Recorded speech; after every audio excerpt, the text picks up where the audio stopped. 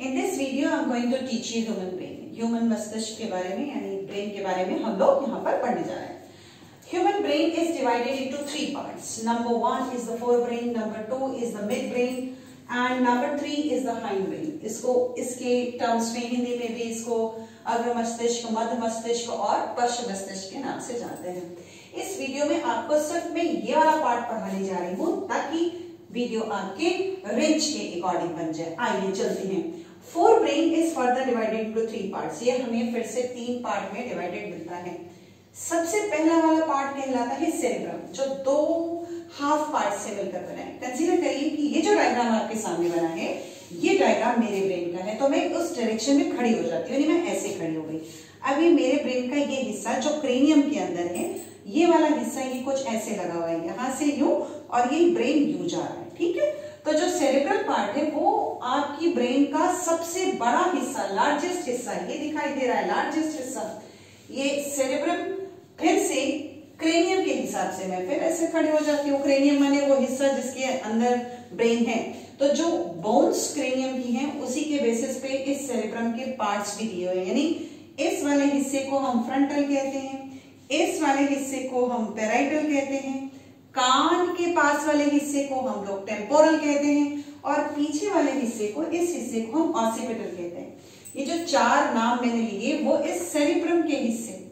कहना ये चाहती हूं कि सेरेब्रम आपके इस पूरे ब्रेन का एक ऐसा पार्ट है जो हमें एक गिफ्ट की तरीके से मिला है. जो हमारा फ्रंटल पार्ट है वो हमारी लॉजिकल थिंकिंग, IQ, EQ, बहुत ही स्पेशल स्किल अगर कोई है, स्विमिंग, तो वो सारे काम को कंट्रोल करने का काम इस वाले भाग का है, इस वाले पार्ट जिसको हम फ्रंटल के नाम से जानते हैं. यानी इस पार्ट को अगर हम लिखेंगे so this is termed as frontal.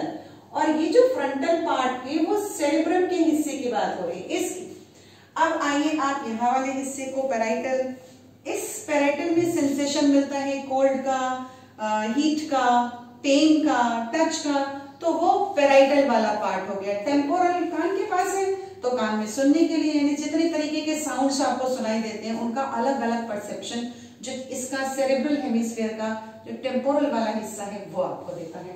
और पीछे जब जाएंगे ऑसिपिटल की तरफ, ये वाला हिस्सा इसी सेरेब्रम का, यानी अगर हम इसके ऊपर दोबारा पेन चला दें तो ये सेरेब्रम जा रहा है जिसके पास इस तरीके के फोल्ड्स बने हुए हैं और ये जा रहा है, ऐसे जा रहा है, ये जा रहा है. तो ये हिस्सा जो ऑसिपिटल कहलाएगा, ये ऑसिपिटल, OCCIPATAL, ये ऑसिपिटल लोब, ये आपको विजन में हेल्प करता है. तो ये है आपका सेरेब्रल हेमिस्फीयर. अब इस सेरेब्रल हेमिस्फीयर क्योंकि ये लार्जेस्ट पार्ट है तो इसमें बहुत सारे न्यूरॉन्स पाए जाते हैं. इतने न्यूरॉन्स पाए जाते हैं कि उनको एकोमोडेट करना मुश्किल हो जाता है. एक सूटकेस में अगर मुझे लंबी सी 5.5 फीट की साड़ी रखनी हो तो हमें उसके फोल्ड्स करने पड़ेंगे, सूटकेस के साइज का लाना पड़ेगा. उसी तरीके से इसके पास लगभग 14 बिलियंस BILLIONS इतने सारे न्यूरॉन्स हैं. उन न्यूरॉन्स को एकोमोडेट करने के लिए यहाँ फोल्ड्स बन जाते हैं. तो जो फोल्ड्स बने हैं वो कुछ ऐसे दिखाई दे रहे हैं. देखिए ये फोल्ड्स बन गए, जो अंदर की तरफ जा रहा है, फोल्ड बन के अंदर की तरफ जा रहा है, उस अंदर वाले पार्ट को हम लोग सल्कस कहते हैं. ये दिखा दिया हमने सल्कस. और जो ऊपर की तरफ ग्रूव बना रहा है उस पार्ट को हम गायरस कहते हैं. गायरस एक सिंगुलर है, मतलब एक. जब ये प्लूरल होगा तो हम इसको गायरा ही कह देंगे. यानी अगर कई सारे हमें लेबल करने हो तो GYRI, गायरा. इसी तरीके से सल्कस सिंगुलर है, अगर ये प्लूरल होगा तो हम उसको सल्काई कह देंगे. तो ये है हमारा सेरेब्रल हेमिस्फीयर. दूसरी बात, जब आप इस तरीके से ये डॉटेड लाइन यहाँ हमने इसी सेरेब्रल हेमिस्फीयर में यहाँ पे बना करके रखे हुए, इस सेरेब्रल हेमिस्फीयर के अगर इतने से पार्ट को निकाल दिया जाए, इतना पार्ट हम निकाल देते हैं, तो जब ड्रॉ करेंगे तो जो आउटर पार्ट है डॉटेड है इसका कलर ग्रे कलर का है. किसी किसी बुक में वो GRAY लिखते हैं, किसी किसी बुक में GREY भी लिखते हैं. तो ये जो ग्रे कलर है, इस ग्रे कलर का रीजन ये है कि इस वाले पार्ट में अभी हमने बोला कि हमारे इस सेरेब्रम में लगभग 14 to 16 बिलियंस BILLIONS न्यूरॉन्स हैं. तो अल्टीमेटली वो न्यूरॉन्स कहाँ हैं? उन न्यूरॉन्स में एक न्यूरॉन का अगर हम स्ट्रक्चर ड्रॉ करें तो ऐसा दिखाई पड़ेगा. यानी न्यूरॉन का एक वीडियो इससे पहले मैं अपलोड कर चुकी हूँ. ऐसे ये हमने बनाया, इसका ये साइटॉन हो जाता है और नीचे लेके जाते हैं तो ये हमारा एक्सॉन हो जाता है. एक रफ स्केच बना देते हैं और इसके ऊपर हमें माइलिनेटेड शीट दिखाई पड़ती है. तो जो माइलिनेटेड शीट है ना, ये ऑफ वाइट कलर की होती है। ये फैट से कवर्ड है, ये इतना हिस्सा, और इसके ऊपर हमारे कोई कवर ही नहीं है। तो जब कवर नहीं है तो इस पार्ट को अगर ड्रॉ करें, ये निकाल के लाइन, और तो इसको ऐसे कर लेते हैं यूं, है ना, ये वाला पार्ट इधर सलकाई में चला जाएगा, ऐसे कर लेते हैं, ये सलकाई चला गया और ये गहराई हो गया। तो इसको उठा के यहाँ लगा देंगे, यानी जो साइटॉन वाला हिस्सा है वो बेसिकली मोस्टली, है ना, थोड़ा बहुत न्यूरॉन का एक्सॉन भी होगा, बट आपको ये लिखना है कि इसका जो साइटॉन वाला हिस्सा है वो इसके बाहर की तरफ है, और जो ये एक्सॉन वाला हिस्सा है वो उसके अंदर की तरफ है। सेरेब्रल हेमिस्फीयर के इस वाले पार्ट में जो ग्रे मैटर का है, जो बाहर की तरफ है, जिसको हम कॉर्टेक्स कहते हैं, उसमें न्यूरॉन का साइटॉन पाया जाता है, और जो हिस्सा अंदर की तरफ है जिसको हम मेडुला कहते हैं, उसमें न्यूरॉन का एक्सॉन पाया जाता है और उसको हम वाइट मैटर कहते हैं। तो ये हुए दो इंपॉर्टेंट चीज। तीसरी चीज कि जो आपका ये सेरेब्रल हेमिस्फीयर है, तो हेमिस्फीयर का मतलब आधा हिस्सा इधर है और आधा हिस्सा इधर है, तो बीच में एक कनेक्शन होता है। उस कनेक्शन को हम लोग कॉर्पस कैलोसम कहते हैं।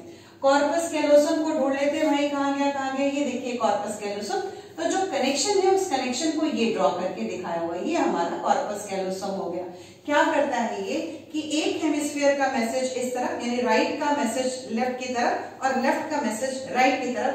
दूसरा इंपॉर्टेंट काम ये है कि कॉर्पस कैलोसम एक दोनों हेमिस्फीयर के बीच का एक जंक्शन पॉइंट, उसको जोड़ने का काम करता है। लोकेशन और फंक्शन आए तो आपको लिखना है corpus callosum is present in between two cerebral hemisphere, or it connects two cerebral hemisphere and transfers message from one hemisphere to the another hemisphere. अब इसी सेरेब्रम के ठीक नीचे एक हिस्सा है जिसको हम थैलेमस कहते हैं। थैलेमस बाहर से अगर हम ब्रेन को देखें तो बिल्कुल भी दिखाई नहीं देगा, क्योंकि सेरेब्रम बहुत बड़ा हिस्सा है, लेकिन उसके ठीक नीचे यहाँ पे थैलेमस है, ये रिले सेंटर है। रिले का मतलब आज सबको अगर हम वर्ड्स की मीनिंग में समझे तो उसका मतलब ये होता है कि एक तरफ से हम दूसरी तरफ जा रहे हैं तो बीच में कोई जंक्शन पॉइंट है ना, तो यहां से गए, यहां गए, फिर यहां से गए, फिर वहां गए। तो रिले क्या करना है यहाँ पे थैलेमस में कि अगर किसी ऑर्गन से कोई मैसेज सेरेब्रम तक जाएगा तो वाया थैलेमस जाएगा। ऑर्गन से ब्रेन में जा रहा है तो सेंसरी हो गया, लेकिन जाएगा वाया थैलेमस। उसी तरीके से जब ब्रेन से कोई मैसेज जो मोटर के फॉर्म में, परसेप्शन के फॉर्म में, रिएक्शन के फॉर्म में ब्रेन से ऑर्गन की तरफ जा रहा है, आएगा ऑर्गन की तरफ, बट इनसे मिले बगैर नहीं आएगा। ये मिस्टर थैलेमस से हाय हेलो करता हुआ, उनसे मिलता हुआ वापस आ जाएगा, इसलिए हम इसको रिले सेंटर कहते हैं। अब आप आइए हाइपोथैलेमस की तरफ। Hypothalamus is also very important, exam में बहुत पूछा जाता है। थैलेमस के ठीक नीचे ये हाइपोथैलेमस लगा दिया। इन हाइपोथैलेमस से हम लोग एंडोक्राइन सिस्टम में भी मिलते हैं, ठीक है। इन हाइपोथैलेमस के पास एक ग्लैंड लगी हुई है और इस ग्लैंड का नाम है पिट्यूटरी, दैट इज PITUITARY। ये हो गई हमारी पिट्यूटरी, ठीक है। पिट्यूटरी को हम मास्टर ग्लैंड के नाम से भी जानते हैं। अब ये पिट्यूटरी एक स्टॉक पे लगी हुई है, इस स्टॉक का नाम है इंफंटिबुलम। तो आपको इंफंटिबुलम बता देते हैं, स्पेस यहां बना लेते हैं ना, दिस वन। ये जो स्टॉक है इसको हम इंफंटिबुलम के नाम से जानते हैं, INFUNDI, ये लगा लेते हैं डैश, BULUM, ये हो गया हमारा इंफंटिबुलम। ये हाइपोथैलेमस आपका हीट रेगुलेटर है, बॉडी के टेम्परेचर को मेंटेन करता है, अर्ज ऑफ ईटिंग है, सेंटर ऑफ थर्स्ट है। तो ये हाइपोथैलेमस के काम हो गए। दूसरी बात याद रखेंगे कि ये एक अपनी सिक्रेटरी भी है, मतलब ये हार्मोन्स भी निकाल रहा है और पिट्यूटरी के साथ पैचअप करके एंडोक्राइन सिस्टम में भी हेल्प करता है। Bye bye, in the next video will be teaching